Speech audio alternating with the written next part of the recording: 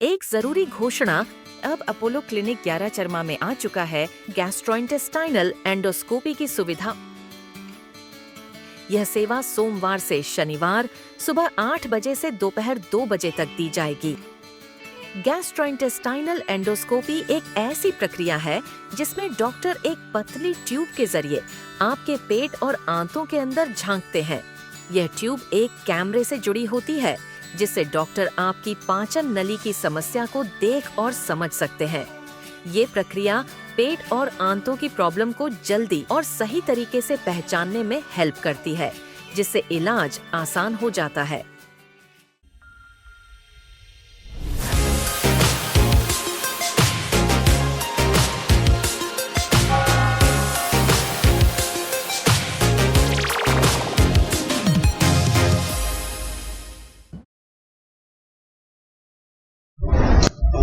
सभी मीडिया बंधुओं को सदर नमस्कार। आज हमारे बीच में भारत सरकार की मंत्री union state minister of education आदरणीय डॉक्टर सुकांत मजूमदार जी हमारे बीच में पहुंचे हैं अंडमान निकोबार द्वीप समूह में।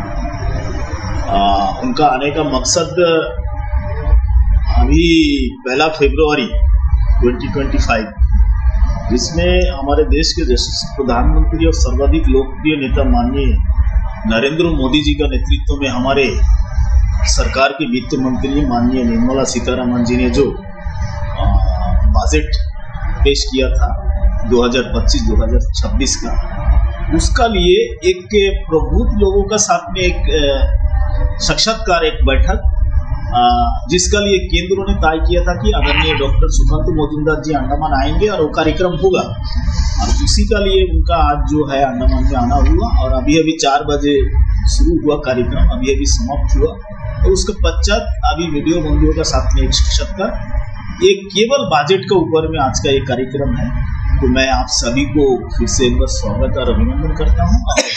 आदरणीय डॉक्टर सुकांत दादा अभी आपका समक्ष में बजट का विस्तारित मीडिया के बंधुओं को नमस्कार। आज इस बजट के ऊपर जो प्रेस वार्ता है, इस प्रेस वार्ता में मेरे साथ अंडमान निकोबार द्वीप समूह के प्रदेश अध्यक्ष अजय बैरागी जी उपस्थित है, हमारे एनईसी मेंबर और सीनियर लीडर जोली जी भी उपस्थित है, और प्रमुख कार्यकर्ता बावली जी, ज्योतिर्मय बावली जी और बाकी इन तीनों नेता हमारे यहाँ पे उपस्थित है। देखिए, जो बजट 1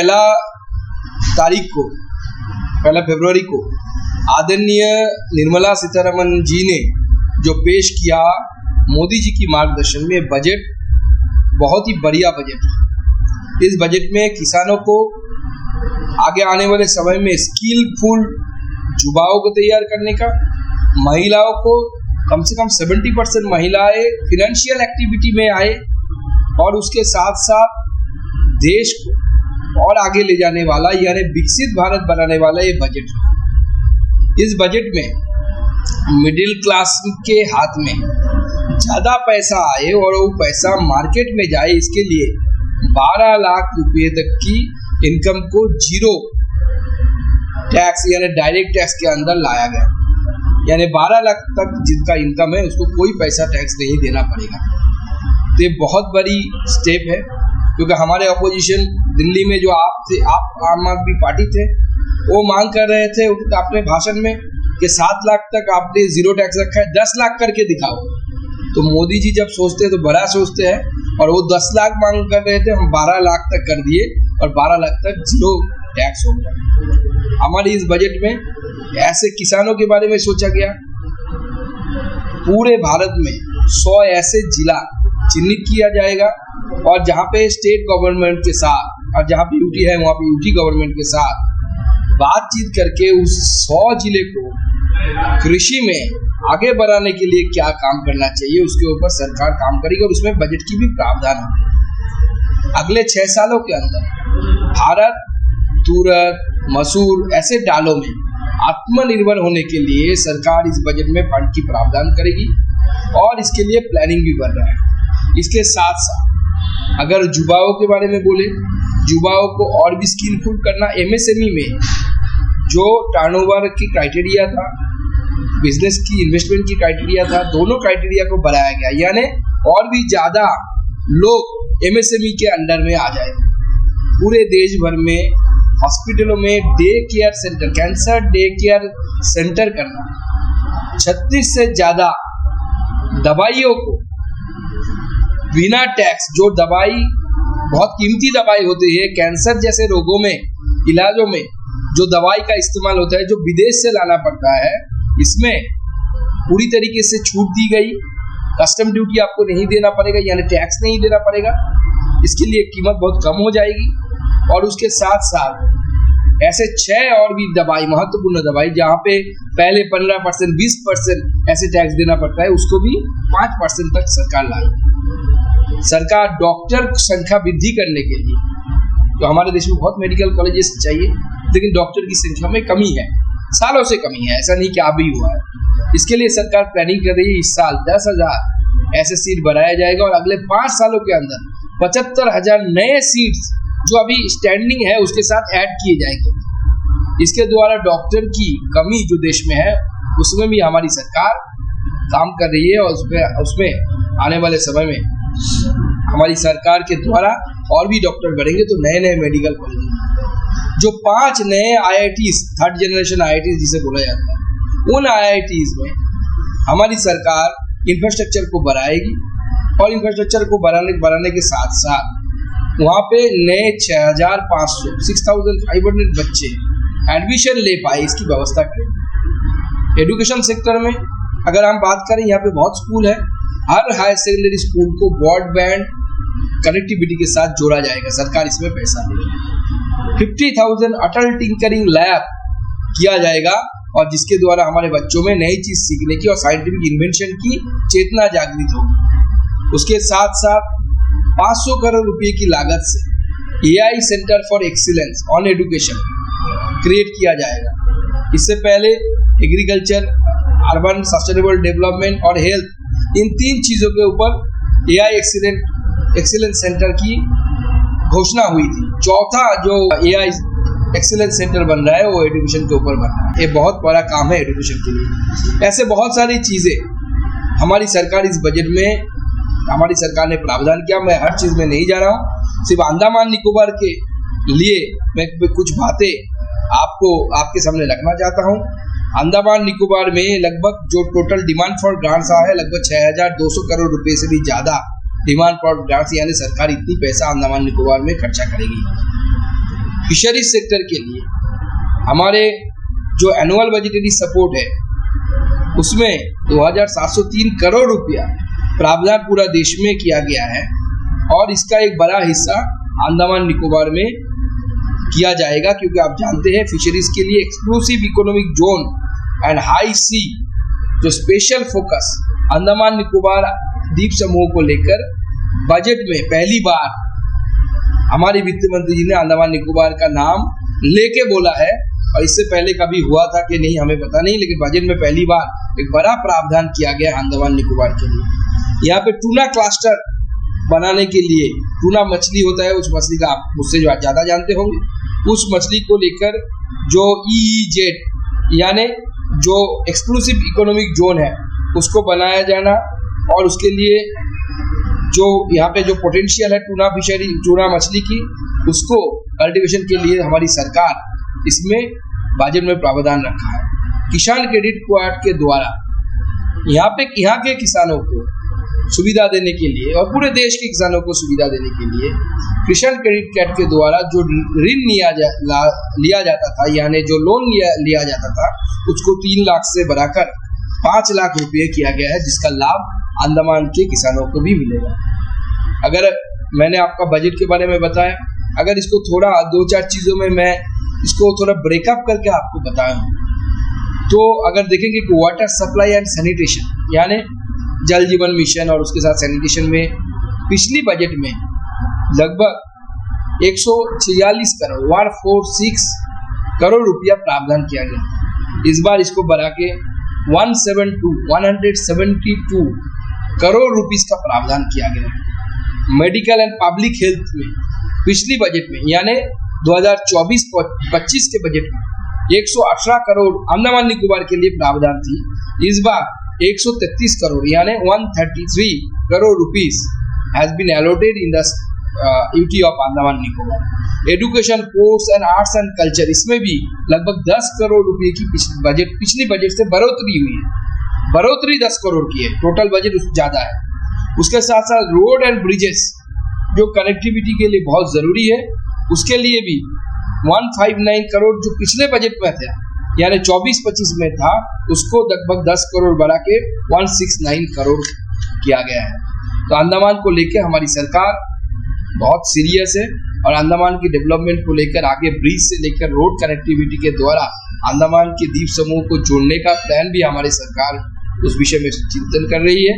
और मुझे लगता है ये बजट जो है, इस बजट के द्वारा पूरे देश की इकोनॉमी में ग्रोथ आएगा। मिडिल क्लास के जो नौकरीशुदा लोग हैं या जो बिजनेस करते हैं, जिनके हर एक के पॉकेट में 1 लाख, किसी को 1 लाख से ज़्यादा, किसी को 80 लाख, इतना करके सालाना बचत होगी ये टैक्स की छूट देने के कारण।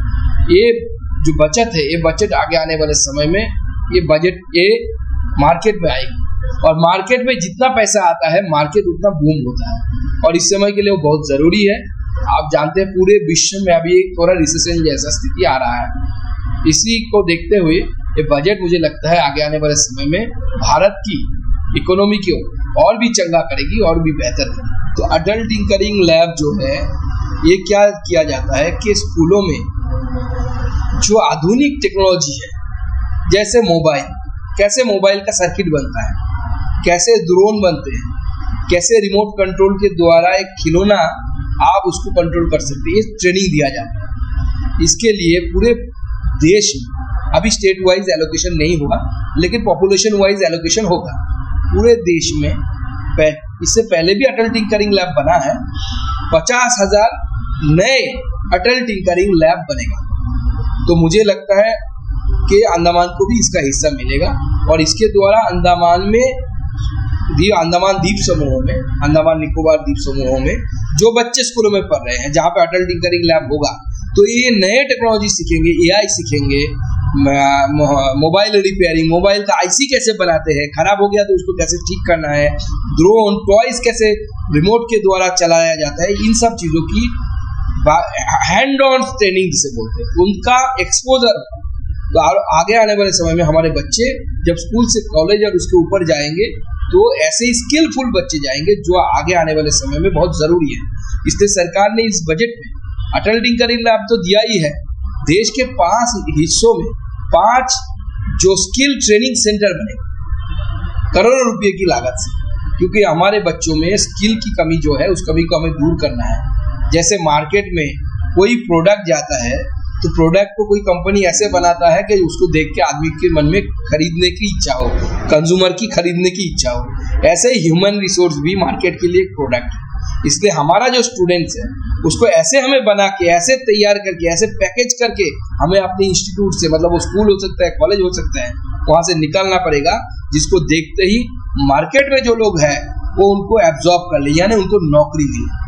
और इसका प्रावधान इस बजट में किया गया है, वो अटल टिंकरिंग लैब के द्वारा या जो स्किल सेंटर के बारे में बात हुआ है उसके द्वारा होगा।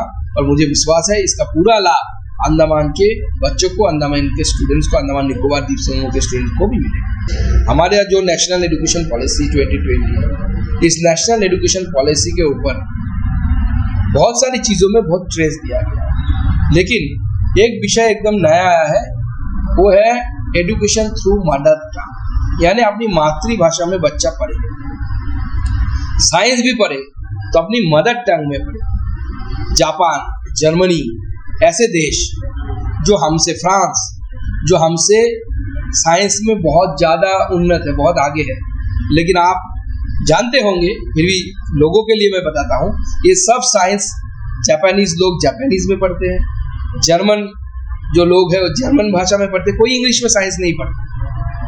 फ्रांस के लोग फ्रेंच में साइंस पढ़ते हैं, बाद में इंग्लिश एज ए लैंग्वेज सीखते हैं, लेकिन पढ़ते हैं अपने मदर लैंग्वेज, मदर टंग।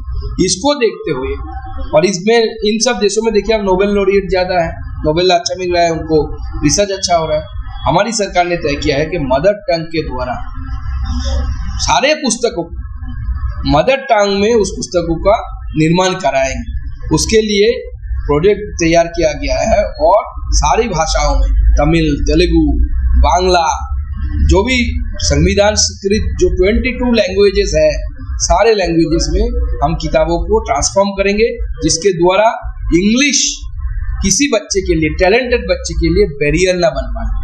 ये गरीबों के लिए बहुत जरूरी है, क्योंकि गरीबों के बच्चे इंग्लिश मीडियम में नहीं पढ़ते।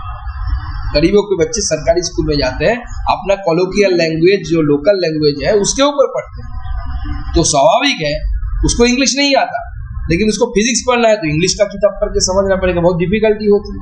मैंने खुद अपने जीवन में देखा, बहुत सारे लोग, लकीली मुझे इंग्लिश थोड़ा अच्छा आता था, मैं पढ़ लिया, लेकिन हमारे बैच में बहुत सारे लोग थे जो बांग्ला पढ़ के फिर इंग्लिश समझते थे। तो इसको दूर करने के लिए बहुत बड़ा अभियान हमारी सरकार ने लिया है और इसके द्वारा हम किताबों को अपनी मातृभाषा में ट्रांसलेट करें। मैं इसी के साथ अपनी बयानी को विराम देता हूँ।